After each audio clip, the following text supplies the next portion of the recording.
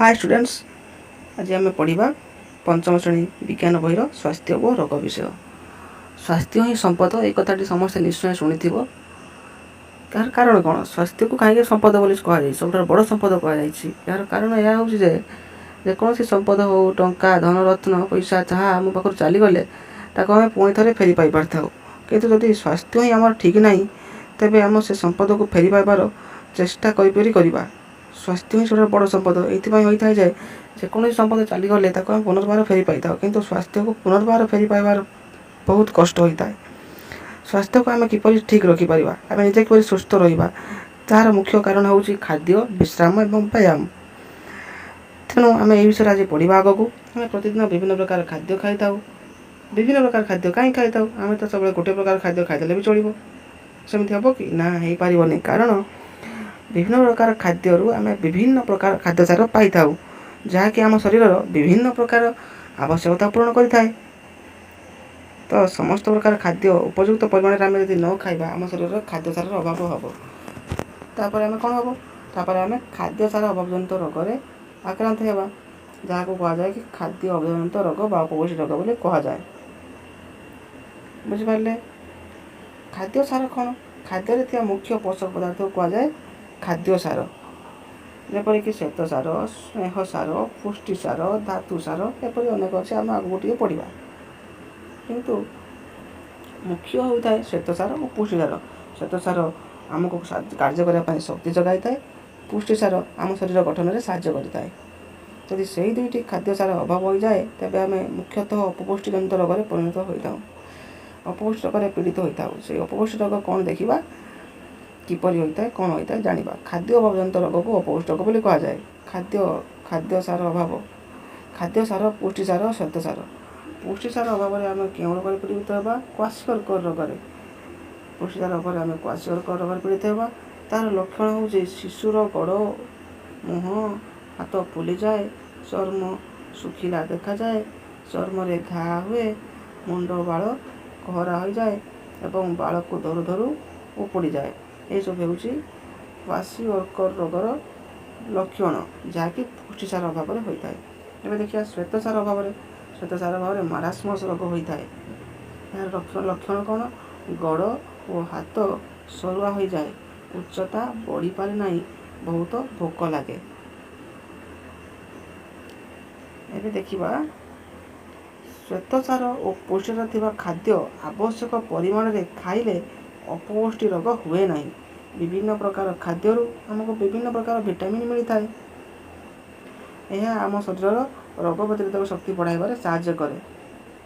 शरीर रोग प्रतिरोधक आम शक्तिटा यदि बढ़िबो तेबे आम बाहर आसुवा कौन सी रोग जीवाणु सहित संपूर्ण भाव आम शरीर लड़ी पारि थाए। जदि आम रोग प्रतिरोधक शक्ति कम हो जाए, दुर्बल हो जाए, तेबे आम विभिन्न रोग में पीड़ित होता। विभिन्न प्रकार विटामिन अभाव विभिन्न प्रकार रोग होता है। से विटामिन गुड़िक कौन, तार अभाव में क्यों रोग हुए, तार लक्षण कौन, एबे आम टिके देखिबा। विटामिन ए अभाव में अंधार कणा रोग होता है, सुखिला चर्म होता है। यार लक्षण कौन? अंधार कणा हेले अंधार स्पष्ट भाव देखी न पारिबा, सुखिला चर्म हेले चर्म सुखिला देखा जिबा। विटामिन बी अभाव में बेरी बेरी, कलखिया, जीवघा, रक्तहीनता ये सब रोग होता है। यार लक्षण हूँ देहरे पानी जमी जाए, गोड़ हाथ फुली जावा, पाटी और जीभरे घा हेबा, तली पादरे छुंची पोड़ी है लगे। ये सब हूँ पिले विटामिन बी अभाव में रोगर लक्षण। एबे आम देखा विटामिन सी अभाव में क्यों रोग हुए, तार लक्षण कौन? विटामिन सी अभाव में आमको स्कर्वी रोग होता है, जार लक्षण हूँ विभिन्न स्थान रक्त स्राव होगा, दांत माड़ी फुली जावा, घा चंचल न सुखा। ये सब किपर होता है विटामिन सी अभाव हेले। आम आग को देखा क्यों विटामिन क्यों खाद्य रही है, जहाद्वारा आम से प्रकार खाद्य को ठीक भाव में खाइबा आउ विटामिन अभावजनित रोग में पड़ा ना। ये जाना विटामिन डी अभाव में क्यों रोग होता है। विटामिन डी अभाव में होता है आमको रिकेट्स और ऑस्टियोमालेशिया। रिकेट्स रे कौन होता है? खपुरीर हाड़ नरम हो जाए और फुली जाए, ଅଷ୍ଟିଓମାଲେସିଆ ହେଲେ ହାତ ଗୋଡ଼ ସରୁ ହୋଇଯିବା ସହିତ ବଙ୍କା ହୋଇଯାଏ। ରିକେଟ୍ସ ହୋଇଥାଏ ଛୋଟ ପିଲାମାନଙ୍କୁ। ଭିଟାମିନ୍ ଡି ଅଭାବରେ ଯେଉଁ ରୋଗ ହୁଏ ତା ଭିତରୁ ରିକେଟ୍ସ ହୋଇଥାଏ ଛୋଟ ପିଲାମାନଙ୍କୁ ହେଲାବେଳେ ବୟସ୍କ ରୋଗମାନଙ୍କୁ ହୋଇଥାଏ ଅଷ୍ଟିଓମାଲେସିଆ ରୋଗ। ପିଲାମାନେ ଏଇଟା ମନେ ରଖିଥିବ। ବୟସ୍କ ଲୋକମାନଙ୍କୁ ହୋଇଥାଏ ଅଷ୍ଟିଓମାଲେସିଆ, ଛୋଟ ପିଲାମାନଙ୍କୁ ହୋଇଥାଏ ରିକେଟ୍ସ। ଏସବୁ ଭିଟାମିନ୍ ଡି ଅଭାବରେ ହୋଇଥାଏ। ଏହି vitamin A, B, C, D ବ୍ୟତୀତ ଅନ୍ୟ ଭିଟାମିନ୍ ଅଛି ଯେଗୁଡ଼ିକର ନାଁ ହେଲା ଇ, କେ, ବି ଏବଂ କମ୍ପ୍ଲେକ୍ସ ମଧ୍ୟ ଅଛି। ଏସବୁ ଆମେ ଆଗକୁ ଜାଣିବା। ଏହିସବୁ ଆମକୁ ବିଭିନ୍ନ ରୋଗରୁ ରକ୍ଷା କରିବାରେ ସାହାଯ୍ୟ କରିଥାଏ। ଆମେ ଶ୍ୱେତସାର ପୁଷ୍ଟିସାର ବିଷୟରେ ଜାଣିଲେ, ଏବେ ଜାଣିବା ଧାତୁସାର ଅଭାବଜନିତ ରୋଗ କ'ଣ ହୋଇଥାଏ। ଆମେ ଖାଉଥିବା ଶାଗ, କ୍ଷୀର, ଅଣ୍ଡା, କଦଳୀ, ଚୁନାମାଛ ଇତ୍ୟାଦିରୁ ଧାତୁସାର ଆମେ ପାଇଥାଉ।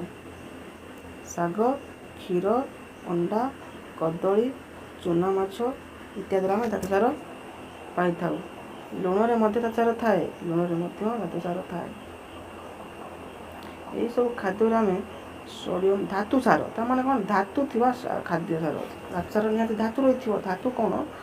ଧାତୁ ଯେପରିକି ସୋଡ଼ିୟମ୍, କ୍ୟାଲସିୟମ୍, ଲୌହ, ଗନ୍ଧକ ଇତ୍ୟାଦି ସବୁ ଧାତୁସାର। ଏସବୁ କେଉଁଥିରେ ଥାଏ ଆମେ ପଢ଼ିଲେ ଏବେ ଶାଗରେ, କ୍ଷୀରରେ, ଅଣ୍ଡା, କଦଳୀ, ଚୁନାମାଛ। ତ ପିଲାମାନେ ଆମେ ଏହିସବୁ ଖାଦ୍ୟକୁ ନିଶ୍ଚିତ ଭାବେ ଖାଇବା ଉଚିତ। ଲୁଣରେ ମଧ୍ୟ ଧାତୁସାର ଖାଇବା ଉଚିତ। ଲୁଣକୁ ଉଚିତ ପରିମାଣରେ ଖାଇବା ଦ୍ୱାରା ସେଥିରେ ଥିବା ଧାତୁସାରକୁ ଆମେ ପାଇଥାଉ। ଆୟୋଡ଼ିନ୍, ଆପଣ ଶୁଣିଥିବେ ଆୟୋଡ଼ିନ୍ ଯୁକ୍ତ ଲୁଣ ଖାଆନ୍ତୁ ଗଳକଣ୍ଡ ରୋଗ ହଟାନ୍ତୁ। ସେ ବିଷୟରେ ପଢ଼ିବା। ଏହି ଧାତୁସାର ଅଭାବରେ କ'ଣ ହୋଇଥାଏ? ରକ୍ତହୀନତା ହୋଇଥାଏ, ଅସ୍ଥିବଙ୍କା, ଗଳଗଣ୍ଡ ଇତ୍ୟାଦି ରୋଗ ହୋଇଥାଏ, ଯାହାଦ୍ୱାରା ପିଲାର ମାନସିକର ବିକାଶରେ ବାଧା ସୃଷ୍ଟି ହୋଇଥାଏ। ଆଚ୍ଛା, ଏସବୁ ତ କଲା ଖାଦ୍ୟ ଅଭାବଜନିତ ରୋଗ। ଏହି ଖାଦ୍ୟ ଅଭାବଜନିତ ରୋଗ ଠାରୁ ଆହୁରି ବହୁତ ଗୋଟେ ଗୁରୁତ୍ୱପୂର୍ଣ୍ଣ ବିପଦପୂର୍ଣ୍ଣ ରୋଗ, ଯାହାକି ହେଉଛି ସଂକ୍ରାମକ ରୋଗ। ସଂକ୍ରାମକ ମାନେ କ'ଣ? ସଂକ୍ରାମକ ରୋଗ ମାନେ ଏହା ଯେଉଁ ରୋଗଟା ଜଣକ ଠାରୁ ଅନ୍ୟ ଜଣକୁ ସଂକ୍ରମିତ ହୋଇଥାଏ। ରୋଗ କିପରି ସଂକ୍ରମଣ ହୋଇଥାଏ, କାହା ଦ୍ୱାରା ହୋଇଥାଏ, ସବୁ ଆମେ ପଢ଼ିବା। ଏବେ ଦେଖିବା ଖାଦ୍ୟସାର ଅଭାବଜନିତ ରୋଗ ଗୁଡ଼ିକ ଜଣେ ରୋଗଗ୍ରସ୍ତ ବ୍ୟକ୍ତିଠାରୁ ଜଣେ ସୁସ୍ଥ ରୋଗ ବ୍ୟକ୍ତିକୁ ଆକ୍ରାନ୍ତ କରିନଥାଏ। ଯାହାର ଖାଦ୍ୟସାର ଅଭାବ ହୋଇଥିବ ତାକୁ ହିଁ କେବଳ ସେହି ରୋଗ ହେବ। କିନ୍ତୁ ଯଦି କୌଣସି ରୋଗ ଜଣକ ଠାରୁ ଅନ୍ୟ ଜଣକୁ ସଂକ୍ରମଣ ହେଉଛି ତେବେ ତାହାକୁ କୁହାଯାଏ ସଂକ୍ରାମକ ରୋଗ। କିନ୍ତୁ ଆଉ କେତେକ ରୋଗ ଅଛି ଯାହା ଜଣେ ସୁସ୍ଥ ବ୍ୟକ୍ତିକୁ ଜଳ, ବାୟୁ, ଖାଦ୍ୟ, କୀଟପତଙ୍ଗ ଏବଂ ସ୍ପର୍ଶ ଦ୍ୱାରା ଆକ୍ରାନ୍ତ କରିଥାଏ, ସେଗୁଡ଼ିକୁ କୁହାଯାଏ ସଂକ୍ରାମକ ରୋଗ। କିପରି ଆକ୍ରାନ୍ତ କରିଥାଏ ପିଲେ? ଜଳ ଦ୍ୱାରା, ବାୟୁ ଦ୍ୱାରା, ଖାଦ୍ୟ, କୀଟପତଙ୍ଗ ଏବଂ ସ୍ପର୍ଶ ଦ୍ୱାରା। ଜଳ ଦ୍ୱାରା, ବାୟୁ ଦ୍ୱାରା, ଖାଦ୍ୟ, କୀଟପତଙ୍ଗ ଏବଂ ସ୍ପର୍ଶ ଦ୍ୱାରା ଆକ୍ରାନ୍ତ କରିଥାଏ। ଏସବୁ କ'ଣ କୁହାଯାଏ? ସଂକ୍ରାମକ ରୋଗ। ଏହି ସଂକ୍ରାମକ ରୋଗ ଗୁଡ଼ିକ କେତେକ ଛୋଟ ଛୋଟ ଜୀବାଣୁମାନଙ୍କ ଯୋଗୁଁ ହିଁ ହୋଇଥାଏ। ସେଗୁଡ଼ିକୁ ଆମେ ଖାଲି ଆଖିରେ ଦେଖିପାରୁନାହାନ୍ତି।